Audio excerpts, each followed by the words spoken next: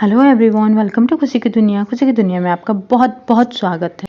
तमन्ना यानी कि इच्छा ने एक दिन जिंदगी के आंचल में सर रख के पूछा कि भैया इच्छा पूरी कब होगी। तो पता है जिंदगी ने क्या कहा, यही कि जो पूरी हो जाए वो इच्छा ये क्या।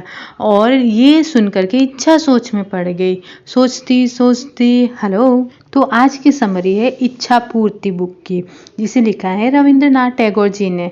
तो चलिए स्टार्ट करते हैं, इस कहानी को शुरू करते हैं। सोगुल चंद्र के लड़के का नाम सुशील चंद्र था, लेकिन अब ऐसा तो होता नहीं कि जैसा नाम हो वैसा ही आदमी हो। सुबल का मतलब है ताकतवर, लेकिन वह तो कुछ दुबला पतला था, और सुशील का मतलब है अच्छे स्वभाव वाला। पर वो तो ऐसा नहीं था, बहुत ही चंचल था।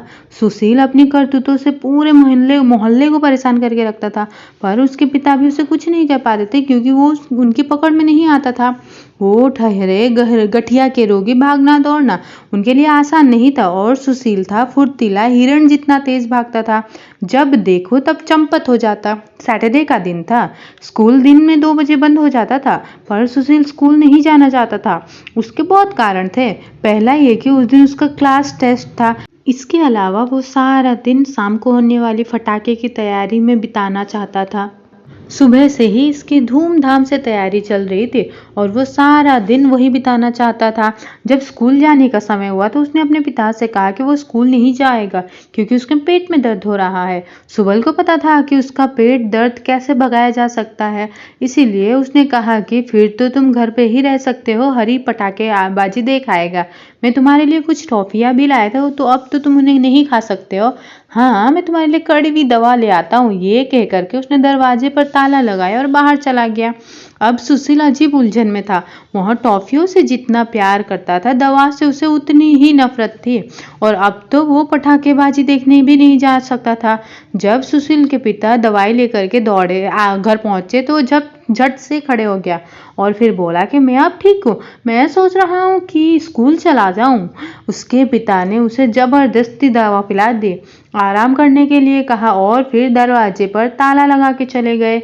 सुशील दिन भर रोता रहा और यही सोचता रहा कि अगर मैं अपने पिता जितना बड़ा होता तो मैं भी जो चाहे वो कर सकता था और मुझे कोई कमरे में भी बंद नहीं कर सकता था।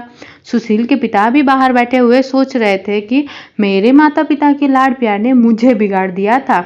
मैंने ठीक से नहीं पढ़ाई की। अगर मुझे मेरा बचपन वापस मिल जाए तो मैं समय बिल्कुल बर्बाद नहीं करूंगा और ठीक से पढ़ाई करूंगा। संयोग से इच्छा पूरी करने वाली देवी उस समय गुजर रहे थे, वहीं से ही उसने उन लोगों की इच्छाएं सुन ली और मन ही मन कहा, चलो थोड़ी देर के लिए इनकी इच्छाएं पूरी कर देती हूँ, फिर देखती हूँ कि क्या होता है। वह पिता के पास पहुंचे और बोले कि अब से मैं अपने वह अपने बेटे जैसा हो जाएगा। और उसने बेटे से कहा कि वो उसके पिता जितनी उम्र का हो जाएगा। सुबह सुबह बूढ़ा उछलचन बिस्तर से उठ खड़ा हुआ। उसने पाया कि उसका शरीर छोटा सा हो गया है, मुंह में सारे दांत आ गए हैं। रात को उसने जो कपड़े पहने हैं वो उसके लिए बहुत ढीले और बड़े हो चुके हैं। नतीजा ये था कि उसकी धोती नीचे खिसक रही थी और उसका चलना फिरना मुश्किल हो रहा था। उधर सुशील चंद्र जो सुबह उठते ही शरारते स्टार्ट कर देता था, इस सुबह वो बिस्तर से उठ भी नहीं पा रहा था।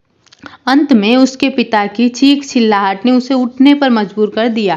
उसके कपड़े इतने छोटे और टाइट हो गए थे कि पहने ही नहीं जा रहे थे। उसके सफेद दाढ़ी मूंछ उगाई थी और उसने उसके चेहरे को आधा ढक दिया था। उसके घने बालों की जगह उसका सिर एक चमकता हुआ सा सफाचट मैदान हो गया था।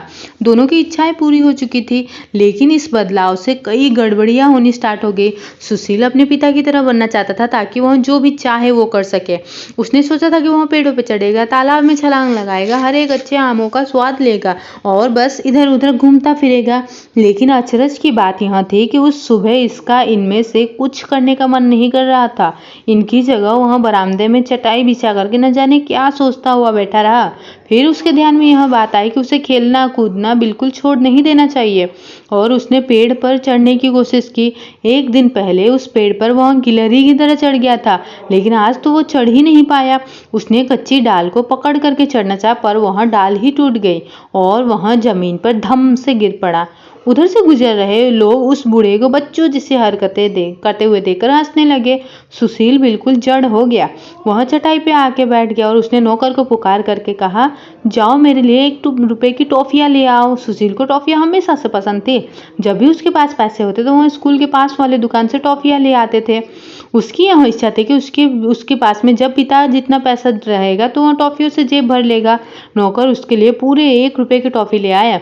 उसने एक पोपले अपने मुंह में रखी और उसे चूसने लगा, लेकिन वह तो बूढ़ा था और बच्चों वाली मीठी चीजें उसे इतना पसंद नहीं आ रही थी। उसने सोचा कि चलो मैं इन्हें अपने बच्चे पिता को दे देता हूँ, लेकिन फिर उसने सोचा कि यह ठीक नहीं रहेगा। अगर उसने ज्यादा टॉफियां खा ली तो वह बीमार पड़ सकता है। सभी लड़के जो कल तक सुशील के साथ खेल खेला करते थे उसे बूढ़े के रूप में देख करके भाग खड़े हुए। सुशील ने सोचा था वह अपने पिता की तरह अपनी मर्जी का मालिक बन जाएगा तो वो अपने दोस्तों के साथ दिन भर खेलेगा, लेकिन आज अपने दोस्तों की ओर देख करके उसे खींच हुई। उसे लगा कि मैं तो यहाँ शांति से बैठा हुआ हूँ और यहाँ धमाचौकड़ी मचाने के लिए आ गए। पहले चटाई पर बैठा हुआ सुशील इस बात को लेकर के चिंता कर रहा था कि अपने बचपन में पढ़ाई लिखाई न करके उसने कितना समय बर्बाद कर दिया। अगर उसे बचपन वापस मिल जाए तो वह अपनी भूल सुधार लेगा। लेकिन अब जब सुबल की इच्छा पूरी हो गई तो स्कूल जाने के ख्याल से ही उसे कपकपी छूटने लगती थी। जब कुछ गुस्से से भरा हुआ सुशील उससे आकर के कहता, पिताजी क्या आप स्कूल नहीं जा रहे? तो सुबल अपना सिर खुजलाने लगता और कहता कि मेरे पेट में दर्द हो रहा है। सुशील इस पर चिढ़ उठता और कहता कि स्कूल न जाने के सारे बहाने मुझे मालूम है, मैं भी ऐसे ही बहाने बनाता था।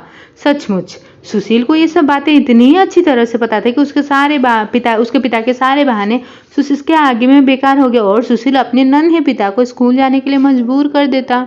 जैसे ही सुबल स्कूल से लौटता तो बूढ़ा सुशील जोर जोर से रामायण का पाठ स्टार्ट कर देता और सुबल को सामने बैठा करके उसे कहता कि वह सवाल हल करे। शाम को दूसरे बुजुर्ग लोग सुशील के पास शतरंज खेलने के लिए आ जाते। सुशील उसी समय सुबल को पढ़ाने के लिए एक टीचर रख दिया और उसकी कोचिंग रात तक चलती रही।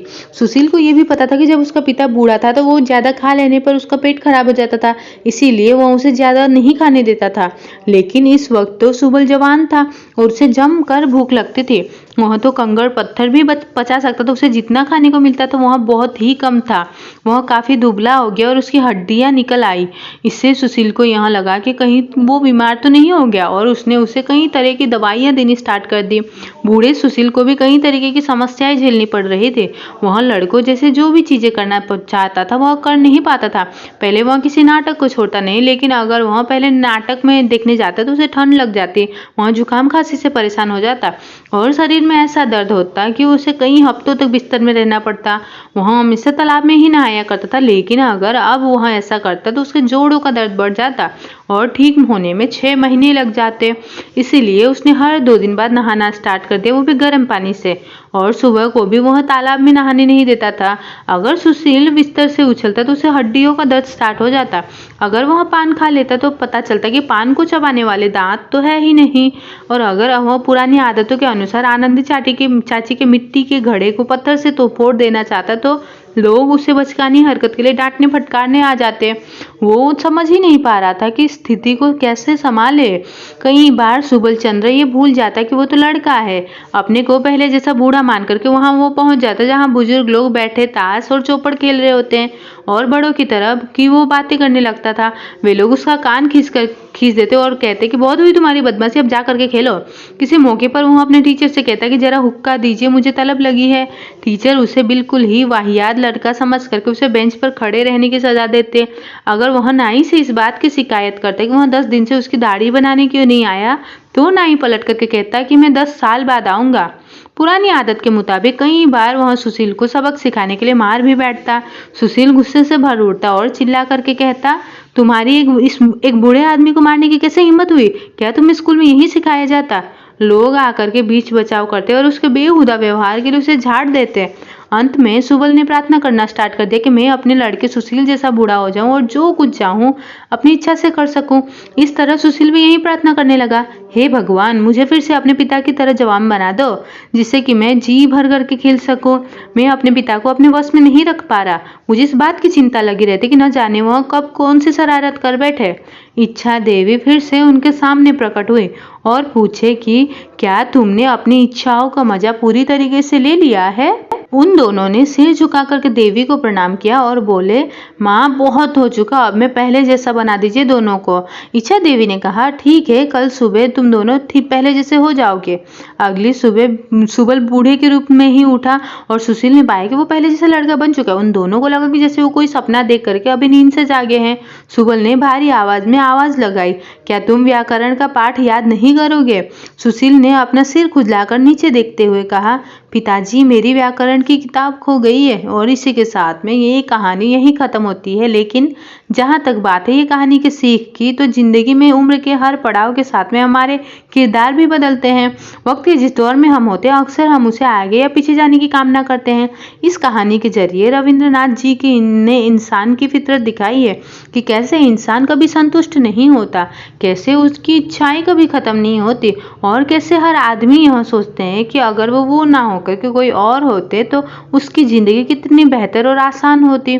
लेकिन जब उसका सामना उस किरदार की जिम्मेदारी और परेशानियों से होता है तब उसको एहसास होता है कि आसान तो किसी का भी जीवन नहीं और मैं जैसा था वैसा ही अच्छा था, भला था।